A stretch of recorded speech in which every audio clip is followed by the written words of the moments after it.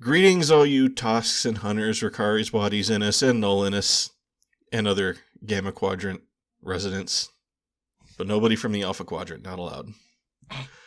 And welcome to Undeclared Bajor, a Star Trek Deep Space Nine rewatch. My name is Fletcher, about to say hello is Data. Sup?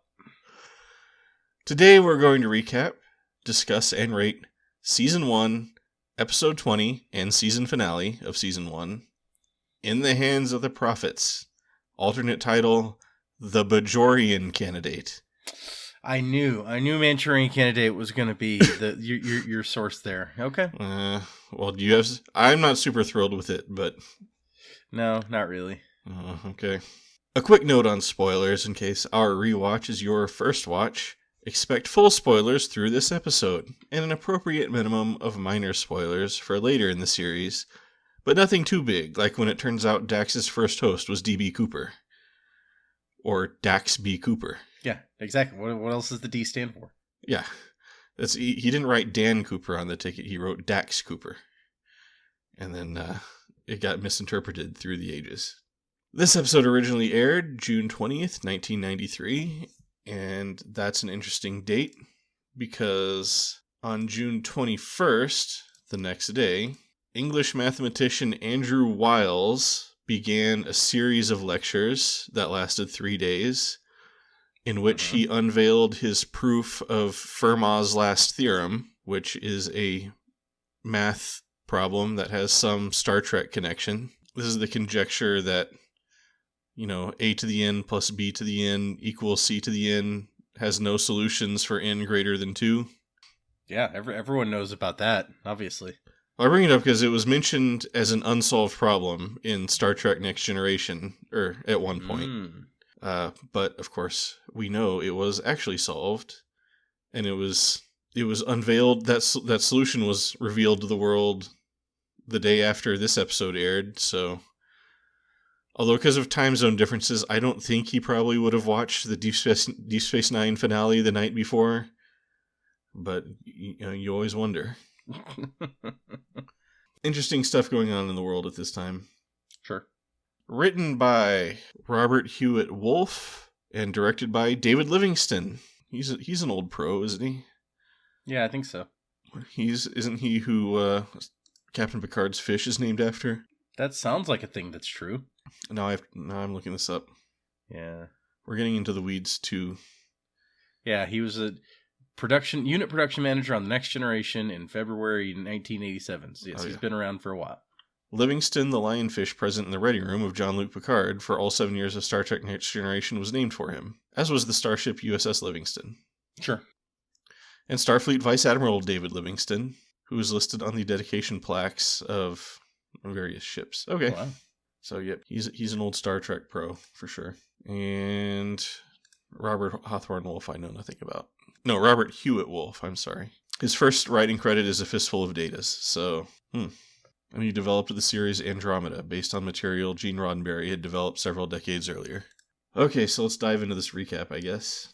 We open with Chief O'Brien and Keiko at the Jumja Stick stand. Keiko turning it down for being too sweet.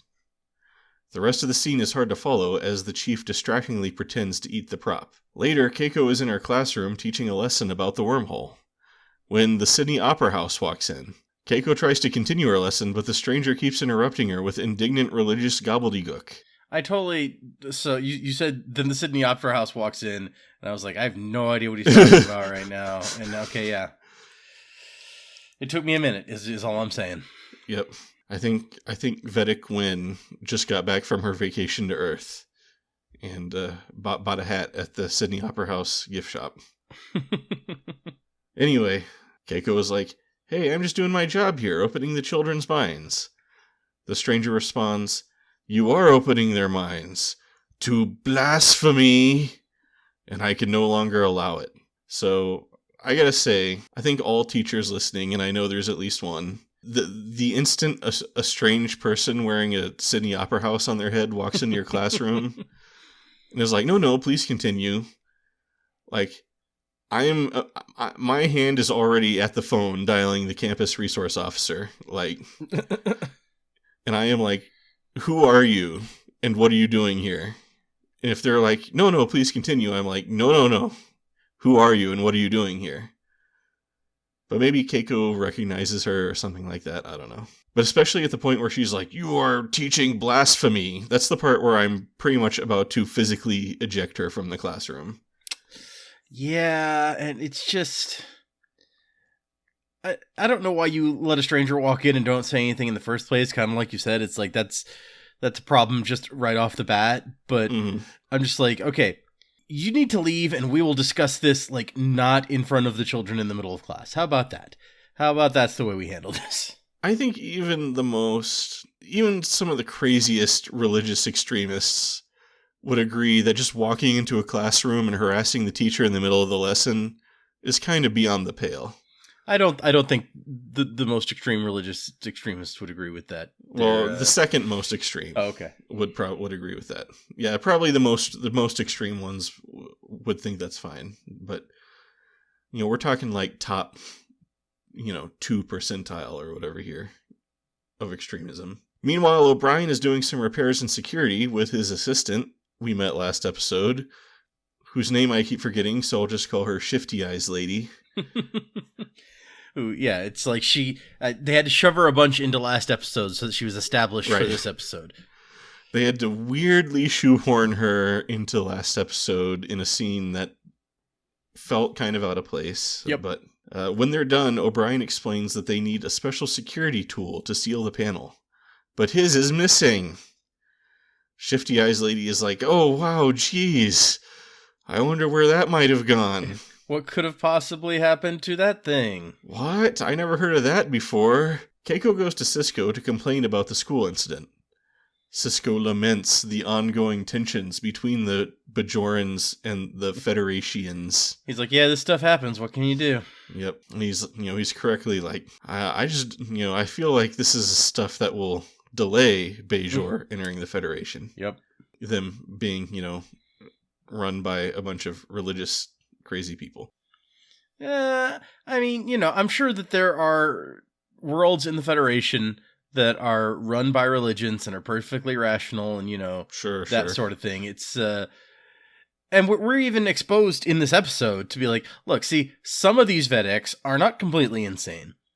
Right. But, you gotta respect their, I mean, even Kira, who we know is not, a crazy extremist. She's like, well, our religion is really important to us and you're teaching this thing that's kind of against what we believe. So, I mean, it's the whole thing is complicated by the fact that many aspects of their religion are true. Yeah. And like based in real stuff. So anyway, Cisco calls in Kira, who explains that the classroom interrupter was Vedic Win, the head of an Orthodox religious order and a candidate, although not a favored one, to become the next Kai. Presumably after the question of if the living zombie version of Kaiopaka on the Innis Nullinis planet still gets to keep the position is decided. Yeah, it seems like it's been a while since her absence. Yeah, so I don't know. I have no idea how they would handle that. It's like, it's like, should we try to figure out a way to get her out of there? Or do we just need to bite the bullet and get a new Kai? I feel like she kind of implicitly resigned when she decided to stay on that planet, but... Well, she seemed to have the impression from the beginning that, like, she was going to go through the wormhole and something big was going to happen and she might not be coming back. So I assume that maybe she prepared ahead of time for... maybe. She, like, left, like, instructions or something. Yeah, maybe. It's like, just in case I become a weird, undead version of myself and decide to stay behind on a planet in the Gamma Quadrant, go ahead and elect a new Kai. Kira expresses her belief that maybe Bajoran children should be taught Bajoran spirituality in school, to which Keiko takes offense, even though the distinction of whether the immortal timeless beings who live in the wormhole and communicate with the Bajoran people through mystical orbs should be called gods or aliens seems like a pretty fine one. Cisco is like, hey look, can't we all just get along? He goes to visit Vedic Win in the Bajoran Temple, which I think this is the first time we've seen the Bajoran Temple. Or I could be wrong. I feel like we saw it. I don't know. Like the guy like beckoned Cisco to come in the very first episode. And he's like, no, I'm busy. Mm-hmm. And I'm trying to remember if we've seen the outside of it for sure. Yeah, but I don't I don't recall if we've ever seen the inside of it. Maybe not. But Vedic Wind makes the typical religious/political demagogue threat of, that teacher better step in line or I'm going to get the idiots who listen to me all riled up, and then claim innocence later. O'Brien and Shifty Eyes Lady track the missing tool down to a plasma conduit, deducing it must have been borrowed by a missing ensign. They find the tool melted into a lump of metal and find mysterious organic remains along with it, which how they got there is kind of a question I have, but... Well, I mean, the whole... Like, okay, so just going back to like when they're looking for the thing with the computer, it's like, show any independent tritanium sources, and it's like you see the wireframe outline of the station, and like one dot pops up at a time or something, and they're like, is it that dot? No. Keep going, here's the next dot. I was like, that doesn't seem like the best approach, but whatever. And then that gets them there to that spot really quick. At least it was the second dot. So is like tritanium a material in this tool that is unique to this tool, or? Yeah, I really doubt it. But the problem with it is that I believe I don't know. Hold on, we're gonna look up tritanium in Star Trek.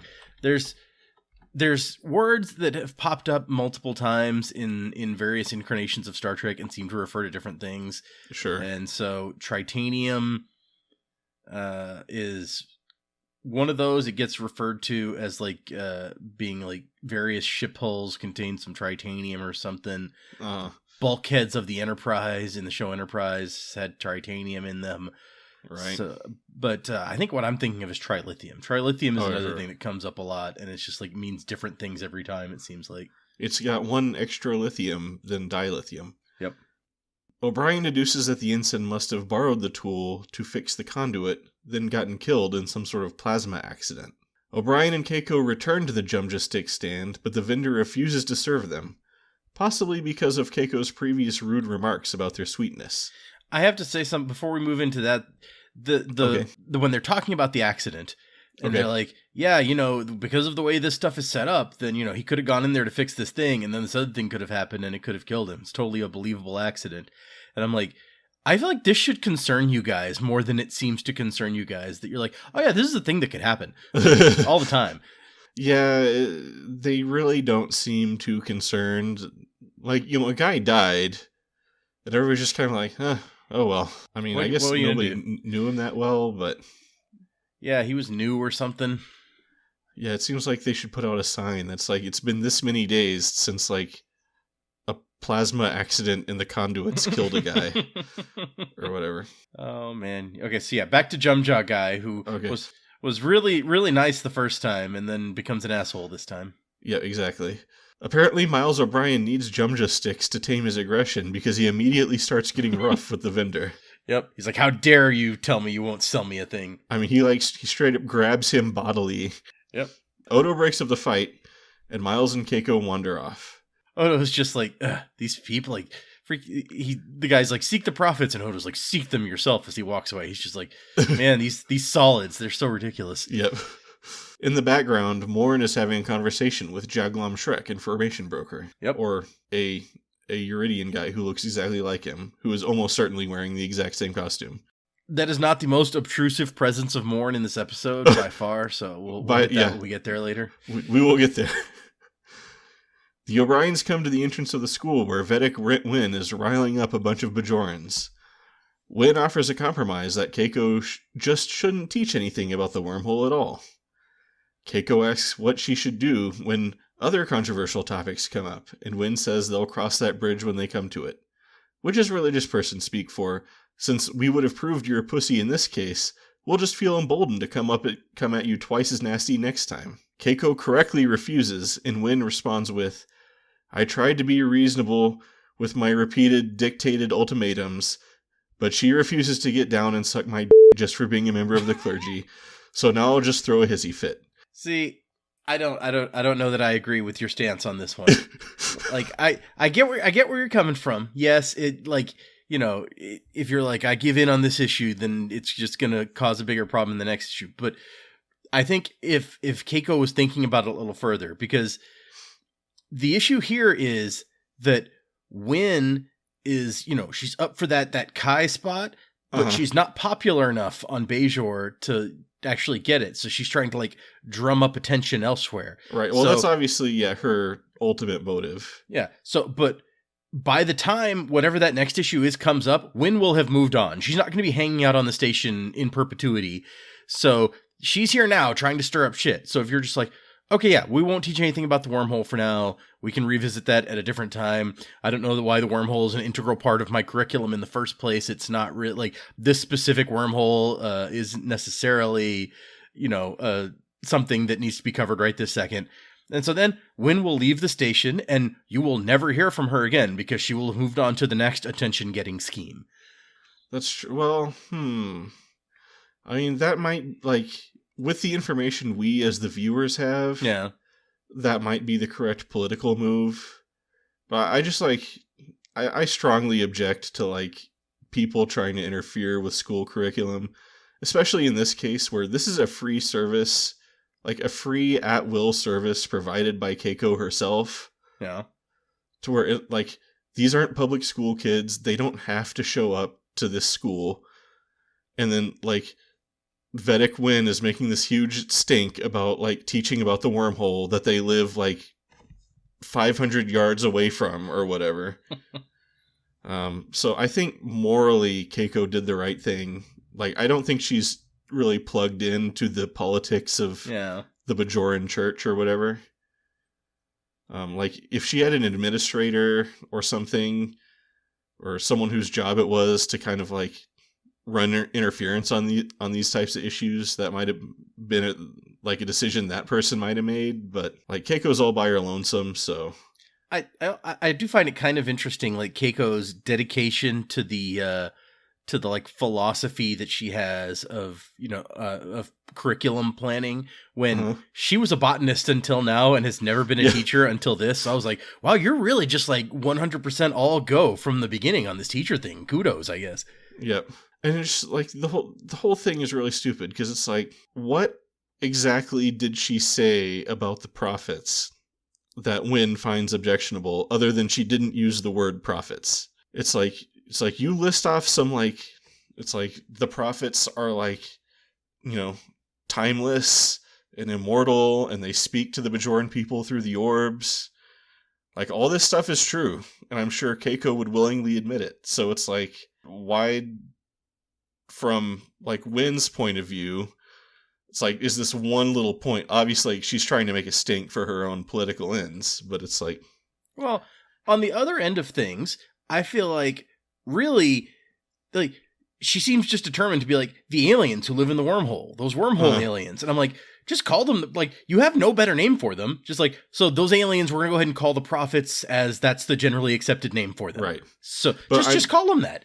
I'm sure for clarity, she would have to be those that the Bajorans call the prophets or whatever. Even that might have been acceptable for Wynn. It's just... no, because, Wynn would not accept anything, because obviously she wants... she's just trying to stir up trouble. But I feel like Keiko is not really doing anything to try to show the other people on the station that she's willing to compromise in any way. She's just what? My sacred lesson plan, which this is the first time I've ever made it? No, I will brook no changes to it. Yeah. Maybe... it's just, you can't let these people storm into your classroom and, be making demands. So, any negotiations at that point, I feel are at some kind of, gunpoint. I don't know. It's a slippery slope. It's tough. Anyway, later in Ops, O'Brien expresses his doubts about the missing tool narrative. No Starfleet engineer would ever take a chief's tools without asking. So this guy, I don't know much about him. Shame that he's dead, but it's really weird that he would have borrowed my tool without asking. Sisko assigns Odo to investigate. Jake shows up and says that Keiko changed the lesson to be about the persecution of Galileo, which you might consider to be kind of a grandiose comparison. A little bit, yeah. In this case, but I feel there's other comparisons you could make that aren't I'm going to be imprisoned by the religious or forced to commit suicide. Yeah. You could talk about the Scopes monkey trial or whatever. Yeah, there's plenty of other references you can make, but okay, fine. Galileo. Yeah. Jake is upset, and Sisko's hey, don't be stubborn. Religion makes people feel good and stuff. He also points out, like we've been saying, that there's really no difference between what religion says the prophets are and what science says they are. So I feel like in this scene they were kind of trying to wrap up the their commentary on this issue, and I feel like their conclusion was a little bit watered down. I mean, he kind of makes it more about, it's like, look, the Bajorans have been through all this, and there's reasons that they're like religious. Their religion is so important to them. Like, they are just now coming out, like in the last year, of the other side of this 50-year occupation, where this was like the central thing that they were holding on to. So he's trying to preach that tolerance is important, and that, you know, Jake shouldn't be so quick to dismiss other people's beliefs, and maybe there's reasons, maybe like they're not exactly wrong either, even if you don't agree with what they're saying. But at the same time, it's like, the way that he's saying it is like, you know, it's if it was anybody other than the Bajorans, maybe I would agree with you. But the Bajorans are this special case at the moment. So, and I'm like, I don't know that that's the best way to, okay. I mean, he might not be unbiased, seeing as he is like the emissary to the prophets or whatever, but that's a good point, but he doesn't really care for that title at this moment either, so... I gotta give the episode props for at least, you know, addressing this issue. It's a very Star Trek-y thing to do, to take a real world issue and kind of like Star Trek-ify it and make some commentary on it. For sure. Even if, like, you know, it never quite had that same boldness as they did in the original series. Mm-hmm. I remember I was watching a thing, I think it was a video I mentioned about how Rick Berman didn't want to have a gay character on Star Trek because they would get letters or something. And then it flashes to an interview with, like, the cast of the original series talking about the interracial kiss episode. And they're like, yeah, we knew we were going to get phone calls. And we were like, okay, we're going to get letters and we're going to get phone calls, but we're going to do this anyway. So it's, you know, I feel like they've kind of lost that attitude in the later years. But in a lot of ways, it was probably, you know, it's a different world when you're making the original Star Trek. In some ways, like, a lot more, you know, strict with TV standards. But, you know, people in some ways were probably also more bold. It's like the 60s or whatever, and so their attitudes are a little bit different towards a lot of stuff. But sure, yeah, I can see how in like the early 90s, they're like, oh, we don't want to get our show canceled or whatever. Yeah. I mean, even like, you know, when Ellen came out, it was this huge thing. And I remember people like it like created a firestorm that I think pretty much ended that show. So. Right. Yeah. No, it went on for a little while after that. Did it? I don't remember. I never actually watched the show before or after that. I just remember when that happened because everyone was talking about it for a while. I watched it sporadically, and I remember it being on a little while. This is a fact that could be easily looked up, but I'm not even going to bother. Let's see. Ellen, the TV series. Let's see. When was this? It had 5 seasons, it looks like. And does this mention anything about when that was? I mean, it must have. Oh, yes. Okay, so 1997 is the puppy episode where she comes out, and it looks like the show ran until July 1998. So a little bit more. I don't know how much so more. We got... Was that in the first part of that season or the last part of the season? Yeah, let me see. When exactly did this episode... Okay, let's just click on this episode. What season were you in, episode? So this is like, I think this is the end of season 4, and they had 1 season after that. Okay, so yeah, it probably didn't help too much. I mean, that's a good time to do something bold like that when you're in your like 4th season or whatever. Yeah, you know, you got a good amount behind you. You've had kind of a good run already for a sitcom. We've had a good run. Let's do this. For some reason, it reminds me of like an interview I saw with Henry Winkler where they were talking about the Fonzie jumps the shark episode. Yeah. And then like Henry Winkler, you know, they're like, oh man, how about that, like, you know, episode that ruined the series? He's like, the series went on for like 5 more years after that episode, and all of our like best ratings and best reviews like were after that episode. Yeah, that was definitely a hindsight sort of thing where people were saying that for sure. Yeah. Let's see what we're... Oh yeah. Sisko goes down to Bajor to visit Vedic Bareil, the leading candidate for Kai.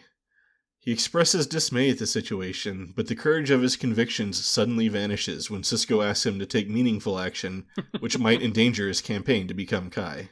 And Sisko nicely calls him out on that, too. I'll send you some thoughts and prayers. Yeah. It's like, oh, thank you. Goodbye. And I like when he says, like, when Sisko says, like, oh, apparently the prophets teach you politics or whatever. Like, the Vedic just gives this, like, smile, like, oh yeah, this whole thing's bullshit. And then he just walks off. I feel like Sisko needs to appreciate the influence he could potentially wield as emissary more than he is doing. Yeah, I think Sisko might not fully understand what this means, and he might be too afraid to ask. Or whenever he does ask, he gets just met with a bunch of, like, mystical nonsense. Yeah. It's like, yeah, but, like, am I allowed to tell people what to do? Or it's like, what are my privileges here? Sisko returns to the station and finds that some of the Bajoran crew are having a sick-in. Kira tries to defend them, but Sisko says they better get well real soon or else. Dr. Bashir shows up and delivers news that the dead ensign wasn't killed in a plasma accident, but by a phaser. Shifty Eyes Lady listens silently in the background. Odo does some digging and finds that the ensign wasn't in the conduits, but at a runabout pad, C. O'Brien and Shifty Eyes Lady go to check it out, and wind up sharing a little moment.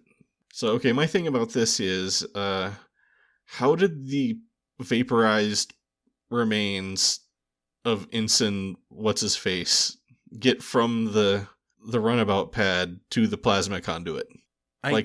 Did Shifty Eyes Lady sweep them up and then, like... Did she kill him there?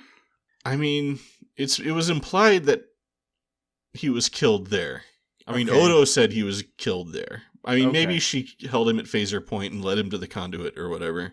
I honestly, in my brain, she, like, knocked him out somehow and just dragged him there, which is probably... Or, yeah, she, like, shot him with stun or something. Yeah, or just, like, bashed him on the head. I don't know if, like, weapons detectors would have picked up anything going on, but, like, in my brain, like, she drug him there, although that probably is the least actually likely scenario because a million people could see you dragging an unconscious guy around. So the way that you're saying it makes way more sense. And I don't really get this whole O'Brien and Shifty Eyes Lady attraction thing. Yeah. Unless they're just trying to, like, write in an excuse why O'Brien would take so long to be suspicious of her or something like that. I mean, I thought they were just trying to play off of, like, you know, the scene at the beginning where he's shocked that his wife seems jealous and she's like, I'm just messing with you. And then it's like, oh, wait, maybe there is a reason for this because at that point we don't know that she's the bad guy. So it's like, oh, maybe we're building to some, like, weird character thing for O'Brien. He's going to have an affair or something. Maybe. Yeah, I guess, like, you know, the audience might be like, oh, are we going to have a steamy, like, affair in season 2? Which I doubt. That would have been a very different kind of show if it was all, like, the drama of is O'Brien going to get caught with his mistress this episode? It becomes, like, the number one storyline of the show. Yeah. Odo, at a loss for leads, does what he always does and just asks Quark if he knows anything. Yep. While they talk, Morn stumbles by drunkenly in the background. Quark says he doesn't know anything. Odo tells Quark to keep his ears open, which turns out is the 7th rule of acquisition. Yeah, there you go. Which, that's always been a weird saying to me, because how do you really close your ears? But whatever. O'Brien shows up and shows Odo a security bypass module he found at Runabout Pad A. Odo, in an actually clever piece of reasoning, figures that the killer must have changed it up after getting caught at Pad C. In the background, Morn passes by again, in the exact same direction he was walking before. Seemingly not drunk and now enjoying a Jumja stick. You know, Jumja sticks have the effect of getting rid of the alcohol in your blood. That's just, you didn't know that, but... Yeah. Is the promenade like a totally circular walkway? I think it is, yeah. Okay, so at least that aspect of it makes sense. I honestly, so when he brings that, when they're talking about, you know, they're searching runabout pad C or whatever for whatever happened, and I'm just like, oh, well, she's the bad guy, so you let her scan that area. Obviously, that's going to be the area where the thing is hidden. I'd completely forgotten that it, like, oh, no, it turns out it's a different runabout pad. She was slightly more clever than that. Yep. And that's a pretty sharp bit of thinking by Odo. I always like when Odo does some actual good detective stuff. Suddenly there's a big boom, an explosion at the school. A crowd gathers to see, including a panicky Morn who dances around holding his jumja stick. Luckily nobody is hurt, but it's clear this is the work of some extremist egged on by Vedic Wynn, who takes this opportunity to make a speech about how evil the Federation is. Cisco makes a counter speech that no, the Federation is good, and they make friends with Bajorans. Standing beside him, Shifty Eyes Lady's eyes shift shiftily. She and Wynn exchange meaningful glances. I like Cisco's line where he's like, you claim the prophets as your personal constituency, which is really, that kind of sums up her character. Like, overall, is that she just says whatever the hell she feels like I mean, it's not even like if some Orthodox Christian was going crazy about a school's thing today where they're like, well, this Bible verse says blah, blah. She doesn't even go that far. She doesn't have like a holy verse that she's referencing or a prophecy or whatever. She's just like, well, I think this, and so the prophets also agree with me. Well, I think she said several times throughout the episode that like the prophet spoke to her through the orbs or whatever. Yeah. Which is contradicted in later episodes. Yeah. Which is, it kind of reeks of, who's that guy who has that TV show? And like, he's constantly saying that God spoke to him directly and told him that like, oh no, like if we don't do this, America will collapse or whatever. I have no idea. It's like the 700 Club, but I forget the guy's name. Not my ballywhack. But yeah. Anyway.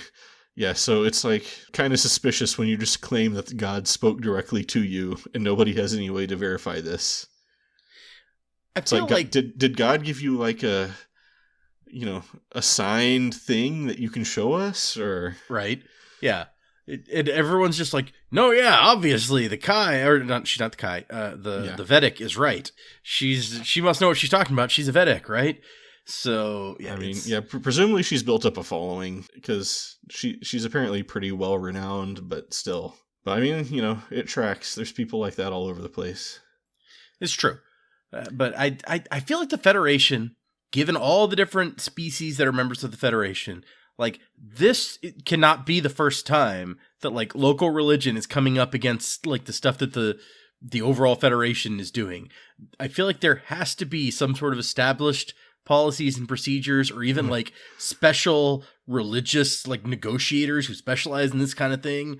Like there's no way that it's like, oh my gosh, this thing with Bajor in the school, this is the first time something like this has ever happened. We don't know what to do. So yeah, like have you ever read like the Ancillary series of books, like Ancillary Justice and all that? No. In their like version of the Federation, it's like they're constantly like conquering new planets. And it's like when they take over a planet, they like take that planet's religion and then like they have this like vast, complex pantheon of gods. And if they can find like equivalents for all the local gods in their pantheon, they just explain that it's the same religion, but like your god, like Zeus, is equal to our god Jupiter or whatever. Okay. And if they can't find equivalents, they just like write in like the local planet's gods into their own religion. So, like Roman Empire, basically. Pretty. I've only read the first book, but I thought it was pretty good. That's how the Romans loved it. Yep. It's it's kind of the way to go. It's kind of the way the early Christians did it too. It's like no, this is actually Jesus's birthday. You can do the same stuff, just like say Jesus instead of whatever you were saying before. In the temple, Shifty Eyes Lady tells Wynn that her escape route has been foiled by O'Brien, finding the security bypass. Wynn tells Shifty Eyes Lady she needs to go forward with their mysterious plan, even if it means her getting caught and executed. Wynn apparently has great confidence that Shifty Eyed Lady won't break and name names as the execution date looms closer. Like, I would not take that risk if I was a scheming Vedic, but whatever. A great crowd of Bajorans and Morn greets Vedic Barial's arrival at the station. Morn quickly wanders off, seemingly disappointed in the experience. I think he saw a big crowd and he was expecting like Taylor Swift or somebody to show up.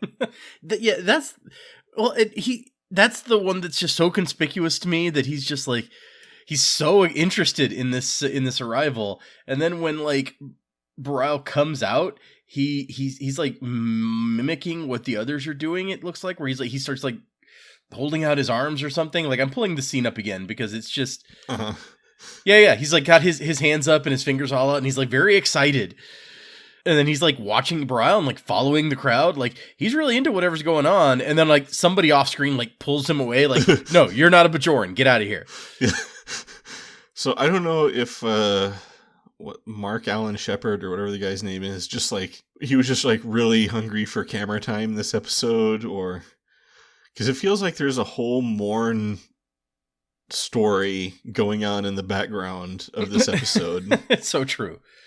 Like you expect later to be just like the same episode, but from Morn's point of view. And then like he's more connected to everything than you realize or something like that. I don't know. It's like him and Jackal Shrek, information broker, and the Jumja stick vendor. There's a conspiracy going on behind the scenes of this episode. Yep. They're like the Illuminati of Deep Space Nine or something. So, and then, like, you know, Bareil comes in and we get like the craning shot up to like her watching from the balcony as he walks by or underneath. And I'm just like, this is the time. Why are you not like, you've got a good angle from up here. He's out, he's ready. Everyone's watching. Why are you not shooting him now? Like, O'Brien and Dax in the scene that's about to come up are just figuring out like the beginning of this plan. They found this secret file and they're cracking it or whatever. I was like, you could be done. She's not good at this. Did she have her gun with her at that point? She has her case that has the gun in it, yeah. Okay. Because it's going to be within, like, sort of the same few minutes. Because, like, Bareil walks to the temple and then starts making a speech there. And she, I guess, comes down from upstairs and gets into the crowd and shoots him. It's not like there's a big time lapse in here. Yeah, I don't know. Maybe it's just like, you know, the thing about assassins. They got to work up the nerve or something. Like, how come Oswald shot Kennedy when he was driving away, not when he was driving towards him? It's like he had to get himself set or whatever, unless you believe a conspiracy theory or whatever. She waits so long in this crowd that O'Brien and Dax, they crack the file. O'Brien goes down to the security office. He figures out what happens in the security office and then like has time to radio Sisko, which I was like, why are you not calling Odo? But okay, whatever. Yeah. Well, also we see that Shifty Eyes Lady is not a very good shot, so... No, and yeah, I was going to wait till you got to that, but it's just like Sisko has the most ridiculous, dramatic, like, I'm going to leap across the crowd and try to stop her or whatever from far away, instead of, you know, calling to people or telling Odo, hey, we should get some people in here. He just very publicly goes up, looks around, spots her, and then goes after her. And doesn't really, like, she gets the first shot off with him being nowhere near her. No, yeah, she has like a totally clear shot. And she pops it off, and it just, like, goes way wide of him. Like, it's a good thing she didn't hit, like, a civilian standing up above. I think what happens is that, like, someone... Like, she's in the crowd and walking forward, and they're kind of jogging her slightly, the people in the crowd. But there's not, like, a major bump that explains why she is so far off target with that one clear shot. Yeah. Maybe deep down she just didn't want to do it, or something. Could be. Knows. Yeah, so we covered most of that. So Bareil and Wynn put on a hollow show of religious goody-goodiness at the bomb site. O'Brien discovers a security breach on the promenade, deduces that Shifty Eyes Lady must have deactivated the weapon sensors, calls it into Sisko, who is able to stop Shifty Eyes Lady in the nick of time from assassinating Bareil. Kira quickly figures out that Wynn must be behind this and calls her on it, but Wynn just walks off without saying anything. Yep, no proof. Yeah. She's just like, well, whatever. In an epilogue, Kira admits that she wanted to side with Wynn because she seemed like a true believer. Or in the words of Rust from True Detective, Wynn was effective in proportion to the amount of certainty she could project. Kira says, you were right what you said back at the school. I don't think you're the devil. Well, in bed, maybe. The two walk to Sisko's office to, quote, write a report. The end. I don't, Wynn has definitely never had trouble projecting confidence in herself. Yep. It's kind of creepy, the level of self-confidence that she has, actually, because it's like she is so certain that her bullshit is correct, or either that, or she knows it's bullshit, but she is enough of an actor to just like sell it really well. I don't know which one it is, and it disturbs me. Yeah, but I mean, obviously, like, mad props to Louise Fletcher. Oh yeah, she does an excellent job. Who's, I mean, an awesome, she was Nurse Ratched, just an equally, like, maddeningly, like, pretending to be good, but obviously super evil character. So she was exactly the right casting choice for Vedic Wynn, and, maybe we'll get her back someday. Who knows? She was not brought to justice in this episode, so. Nope. No justice for Bareil. I mean, he didn't die or anything, so it's fine. But still. I mean, you'd think you'd be a little curious. I mean, they have that lady in custody. I mean, certainly. She's an extremist. She's not going to own up to. Sure. But I mean, you put people, even people like that, you put them in jail, let that sentence hang over them, that can mess with a person. I would be worried about that if I was Wynn, but who knows? I don't think we ever find out what happened to that lady, do we? Like, no, I don't believe so. She doesn't mysteriously kill herself in prison or something like that? No, not that I know of. No, it just says Neela was subsequently taken into custody but refused to implicate Wynn. There was no other. I wonder if she ever shows up in any books or anything. We're gonna find out. I mean, based on what I've heard of some of these books, I wouldn't rule it out. No, apparently not. She's not. She doesn't get a callback ever. Interesting. Like, she doesn't, in the story, because in the storyline of the books, like, Opaka comes back and kind of becomes the spiritual leader of Bajor or whatever, right? So I know she comes back. I don't know if I don't know. And I feel like there's different books with different realities happening also. Like, I'm pretty well, I don't want to spoil anything, so we'll just.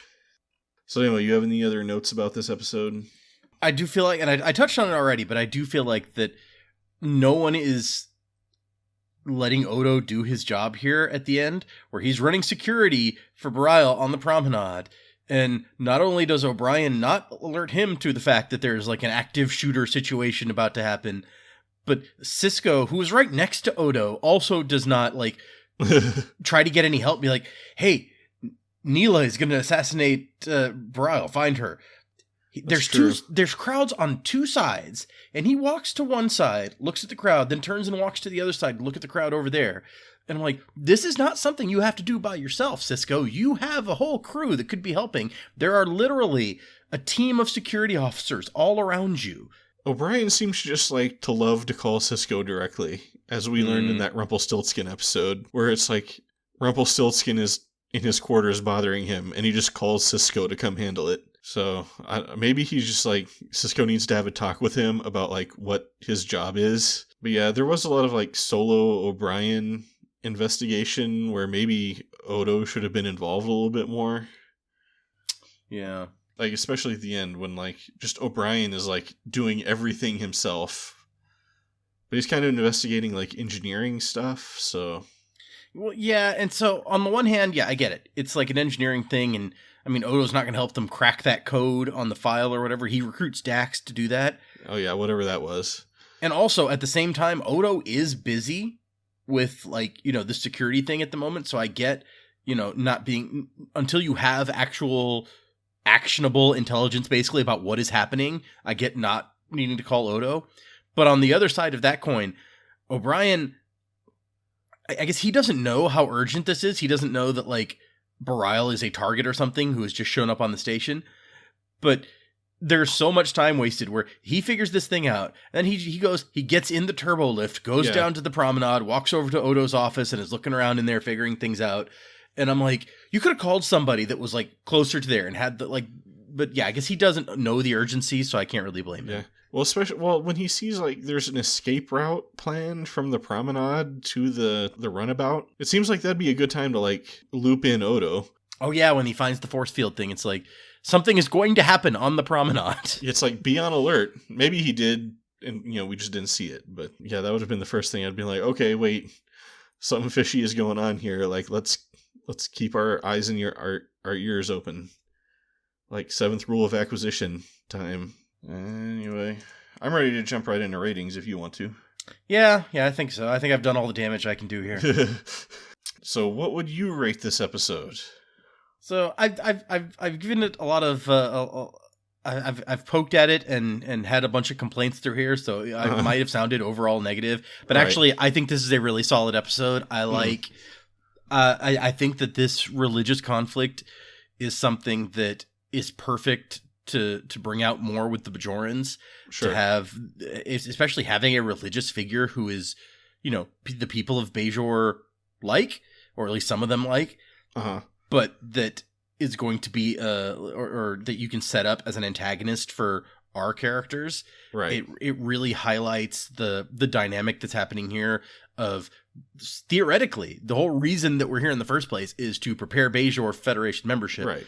The fact that there's a wormhole and a gamma quadrant and all this stuff has kind of detracted from that primary mission as like the focus of the show in a lot of ways. Mm-hmm. But I think given the number of Bajorans, we're on a Bajoran station, like half the people working here are Bajorans. This is exactly the kind of story that sets up some really interesting stuff and that can cause interesting conflict for our primary characters. And so like, as you said, we get this great actress here doing just an amazing job of being a hateable, confident bad guy. And even like, you don't like her from the beginning when she shows up at the school and is talking shit, but I made arguments for it. I'm like, there's some ways that you could have improved this, but then you find out at the end that actually it was all just a smokescreen to set up the assassination of her opponent for the office of Kai. And so it's like, oh wow, this is darker than we ever imagined. Like, not only is this a good episode, it's a self-contained episode that actually ends the season. Like, this is the season ending on not like a cliffhanger or something. Mm-hmm. This is the season having a story that ends and is really appropriate. It kind of bookends the arrival on Bajor in Emissary. So, with being about Bajor and being about this primary mission. So there's a lot of really good stuff about this episode. I actually like it a lot. I think it works well as a finale. I think it's really solid. I would give this a commander for sure. And I think I might even go... I think I might put it above Past Prologue. This might be my second favorite episode of the season. Oh. I forgot to write down last week's rankings, but I mean, they were both captains, so... Right. Yeah. Not difficult. So yeah, I wasn't even thinking about that. I guess this season ended really strongly with these two episodes. Oh, yeah, for sure. I agree with pretty much everything you said. It's it's just by virtue of it being like directly inside the core premise of the series, mm-hmm. and moving that kind of like story forward. I mean, that boosts it a lot, in my opinion, and like effectively moving it forward, like the whole Federation and Bajoran relationship and everything. Yep. Like you said, like establishing this great potential villain of Wynn. And like, Louise Fletcher, like, it's always great to see an awesome like guest star on the show. So like I was almost tempted to give it a captain, but I think I am going to settle just like you at the top of the commander rank. Oh. 'Cause I mean, it's a strong episode, but it's not perfect, or it doesn't have necessarily that like special zazz. Sure, like the last one did. Even though it's really good. Yeah. I think, like, really strong commander is the place to put it. So I will put it also... I'll put it ahead of Progress and behind Duet in my rankings. And yeah, you're like, it doesn't have that zazz, and I get what you're talking about, because for me, it's like, how memorable is it? Because... I don't remember the name of Duet because I don't think that's a good name for that episode. But I remember that episode and like, the guy with his big speeches about slaughtering Bajorans. Like, that sticks out in my memory. This, while an excellent episode, if we'd started the season and you'd asked me to describe various episodes, I would not have remembered the plot of this episode. Yeah, that's true. Like, I did not remember it very well at all. Definitely it's overshadowed by, I think, some stuff that happens later.